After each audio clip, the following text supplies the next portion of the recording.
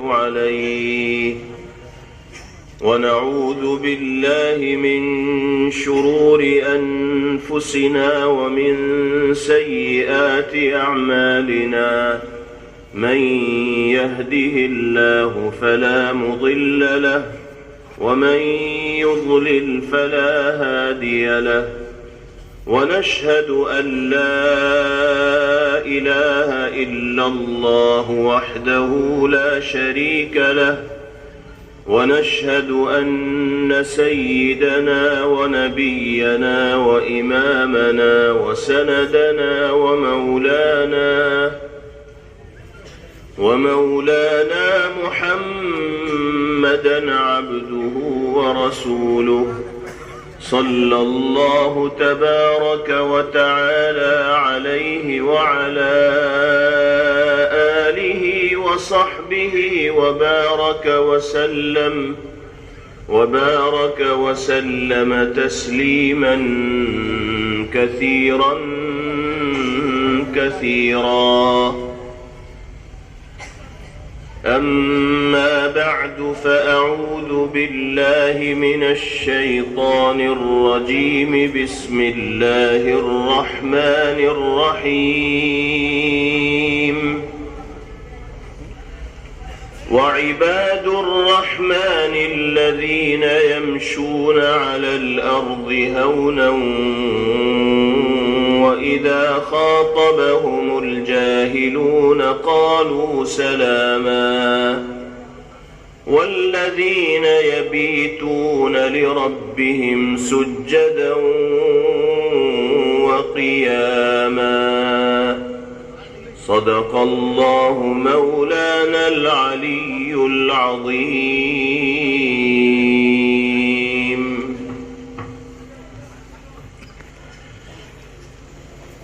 اس اجلاس کے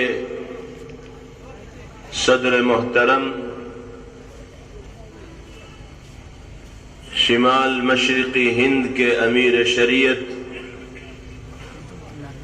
اور مرکز العلوم بھنگا شریف مدرسے کے محتمم حضرت مولانا شیخ یحییٰ صاحب دامت برکاتہم اور اسٹیج پر تشریف فرما دوسرے موقر حضرات علماء کرام، میرے بہت ہی محترم بزرگوں، بھائیوں، نوجوان ساتھیوں اور عزیز طلباء، ہمارے اور آپ کے لیے یہ بڑی خوشی، سعادت اور مسرت کا مقام ہے کہ اللہ رب العزت والجلال نے اس قدیم اور بافیض تاریخی مدرسے کی برکت سے ایک دینی اور ایمانی محفل و مجلس میں شریک ہونے کی توفیق میسر فرمائی. باری تعالی آج کے اس اجتماع کو اپنی بارگاہ میں قبول فرمائے اور اس موقع پر قرآن و حدیث کی روشنی میں جو مفید اور قیمتی باتیں سنی جائیں، کہی جائیں، باری تعالی ہم سب کو ان پر عمل کرنے کی دولت سے مالا مال فرمائے. آپ جانتے ہیں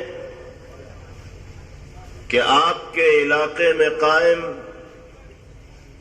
مرکز العلوم بھنگا شریف مدرسے کے نام سے یہ تعلیمی ادارہ اکابر اور بزرگان دین کی یادگار ہے. حضرت شیخ الاسلام مولانا سید حسین احمد مدنی نور اللہ مرقدہ کی جد و جہد، توجہات اور دلچسپیوں کے نتیجے میں جو روحانی اور ایمانی ہوائیں اس علاقے کے اندر چلی ہیں اور جو اسلامی فضا قائم ہوئی ہے، اسی کی ایک یادگار یہ تاریخی مدرسہ بھی ہے جس کے احاطے میں اس وقت ہم اور آپ جمع ہیں اور اکٹھے۔ اس طرح کے مدارس سے جو خدمات ہوئی ہیں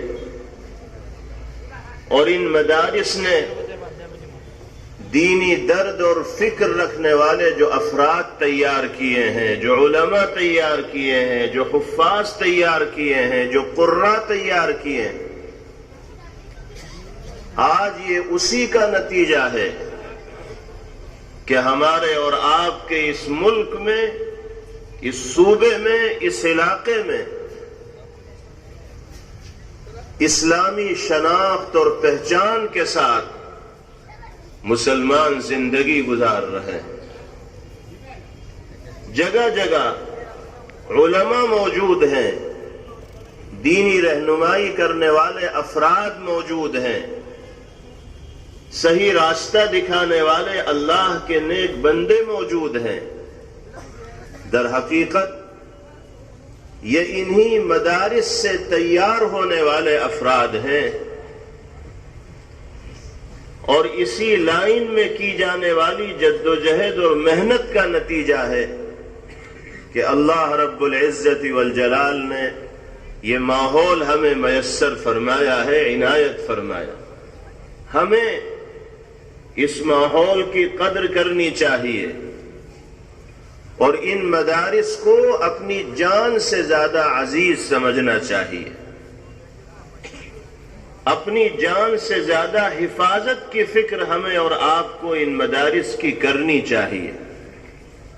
اللہ تعالی ہمارے ان اکابر اور بزرگان دین کی قبروں کو نور سے منور فرمائے جنہوں نے جگہ جگہ اس طرح کے مدارس قائم کیے، اور باری تعالی ہمارے ان بزرگوں کی عمروں میں برکت عطا فرمائے جو آج ان مدارس کی سرپرستی کر رہے ہیں، نگرانی کر رہے ہیں، مدارس میں خدمات انجام دے رہے ہیں۔ حضرت شیخ باسکندی نور اللہ مرقدہ کی خدمات سے کون نا واقف ہو سکتا ہے؟ اس صوبے کا تو بچہ بچہ حضرت کی شخصیت سے اور ان کی عظیم الشان خدمات سے واقف ہے۔ اللہ نے اپنے اس ایک نیک بندے سے وہ کام لیا ہے کہ جو بڑی بڑی جماعت بھی اس دنیا کے اندر نہیں کر سکی، بہت سے افراد مل کر جو کام نہ کر سکے، اللہ نے اپنے ایک مقبول اور برگزیدہ بندے سے وہ کام لے لیا۔ اللہ مسبب الاسباب ہے، کس کو وہ اپنی دین کی خدمت کے لیے قبول فرما لے اور کس کے ذریعے سے باری تعالی دینی اور ایمانی فضا کو عام کر دیں، یہ انتخاب اللہ کی جانب سے ہوتا ہے۔ ہمارے لیے یہ تمام کے تمام اکابر و بزرگان دین اللہ کا انعام ہے، عطیہ ہیں، جو امانت وہ ہمیں دے کر گئے ہیں۔ ہماری ذمہ داری اس امانت کی حفاظت کرنے کی ہے اور اس کو ترقی دینے کی ہے، اس کو بڑھانے کی۔ آپ حضرات سے اس مدرسے کے تعاون کی اپیل کی جا رہی ہے اور آپ حضرات بڑھ چڑھ کر حصہ بھی لے رہے ہیں۔ کوئی نقد پیسے دے رہا ہے، کوئی وعدہ کر رہا ہے، اور سچائی یہی ہے کہ خیر کے کام میں ہمارا جو مال خرچ ہو جاتا ہے وہی ہمارا ہوتا ہے، کیونکہ آخرت میں ذخیرے کے طور پر وہ مال ہمیں ملے گا۔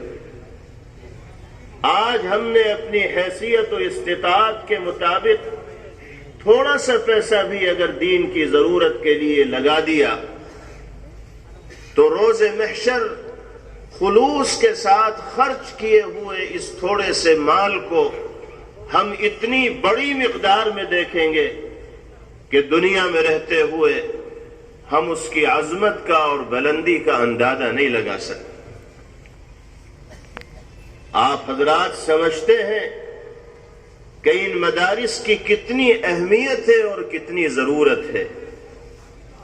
اس لیے ہمیں اور آپ کو ذمہ داران کی طرف سے توجہ دلائے بغیر اپنی دلچسپی سے مدارس کے تعاون کے سلسلے میں فکر مندی کا مظاہرہ کرنا چاہیے. جس طرح ہم اپنی ضروریات کو پورا کرنے کے لیے پیسوں کا استعمال کرتے ہیں، اسی طرح مدارس کی ضروریات کو پورا کرنے کے لیے بھی ہمیں پیسوں کا انتظام کرنا چاہیے. ابھی حضرت شیخ صاحب نے آپ کے سامنے مدرسے کا تعمیری منصوبہ کیا ہے اس کو ذکر کیا، اور ماشاءاللہ ایک صاحب خیر نے 50,000 روپے دینے کا وعدہ بھی کر لیا. جو نقشہ آپ کے سامنے ٹنگا ہوا ہے اس کے مطابق انشاءاللہ مدرسے کی عمارتوں کی تعمیر ہوگی، اور اللہ پاک آپ ہی لوگوں کے ذریعے اللہ نے چاہا تو خیر کے اس کام کو انجام تک پہنچائیں گے، پایہ تکمیل تک پہنچائیں گے.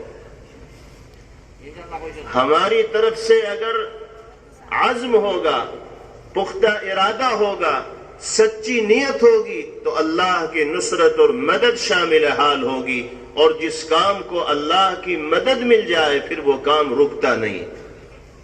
آپ حضرات یہاں جو تعاون کر سکتے ہیں تعاون کریں، اور مزید تعاون کا ارادہ کر کے یہاں سے جائیں، پھر اللہ کی طرف سے مدد لازمی طور پر آپ کی زندگی میں آئے گی. ارادہ کرتے ہیں نہیں کرتے؟ انشاءاللہ اللہ تعالی اس ارادے کو عملی جامہ پہنانے کی توفیق نصیب فرمائے. یہ مدرسہ زندہ رہے گا تو ہماری نسلوں میں ایمان زندہ رہے گا.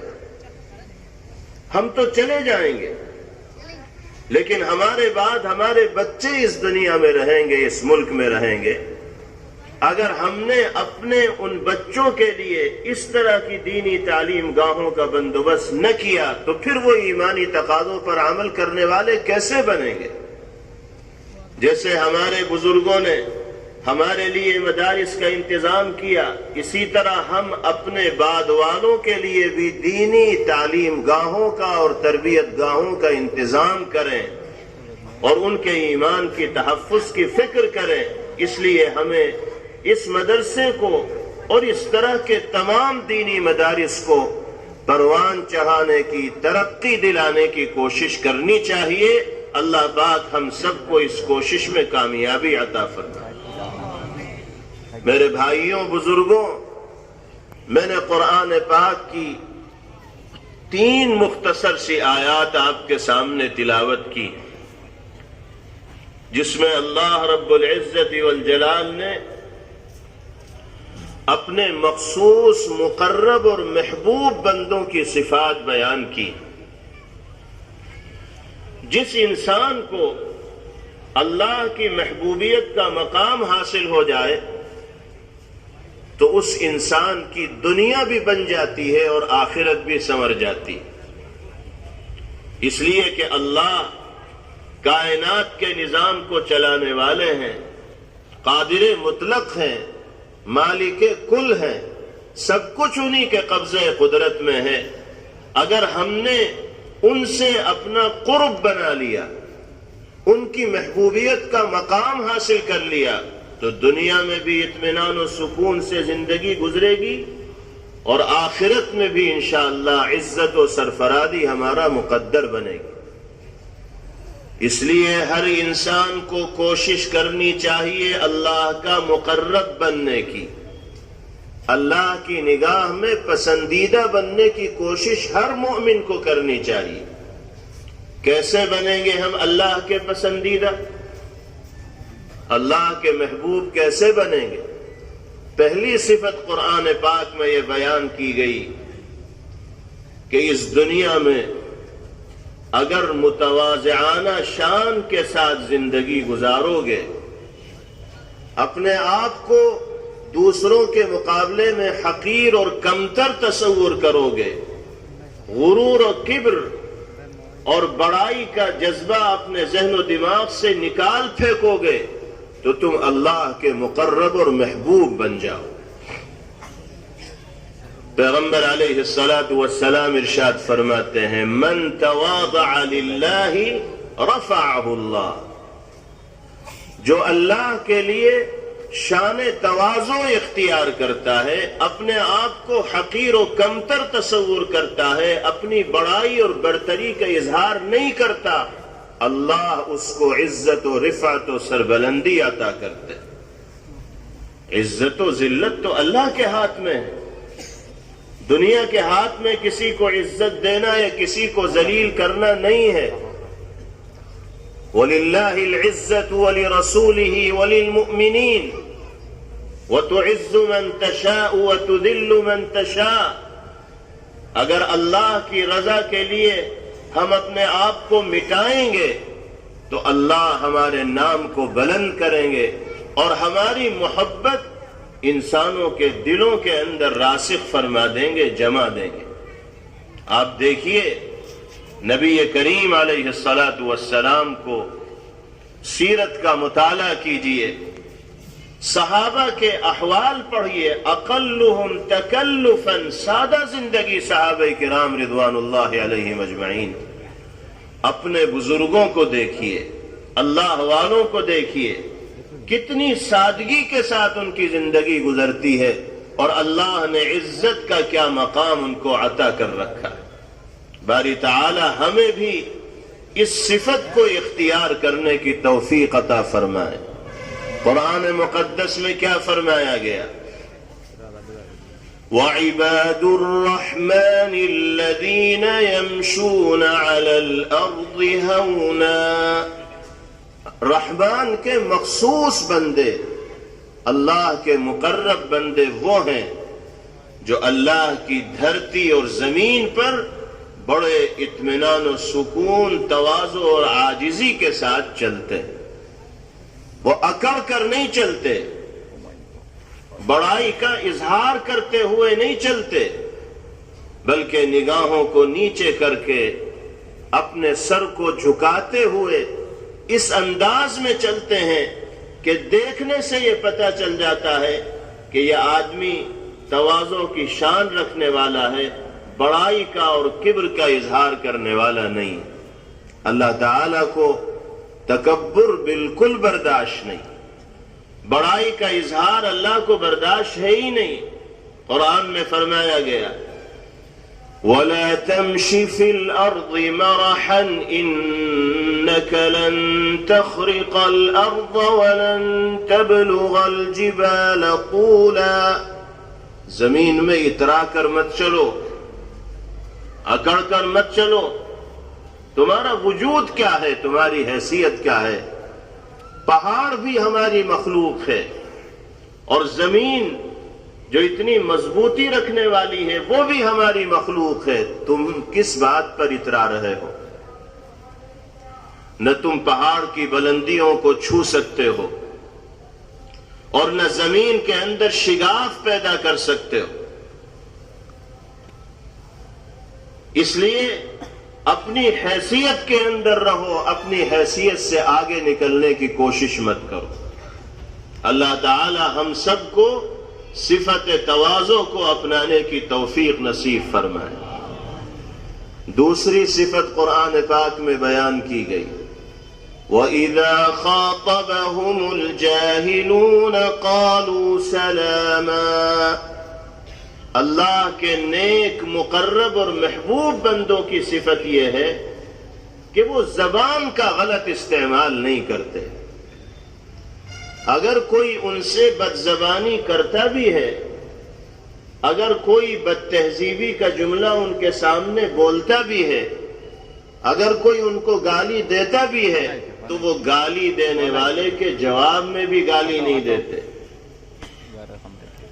اگر کوئی جاہل ان سے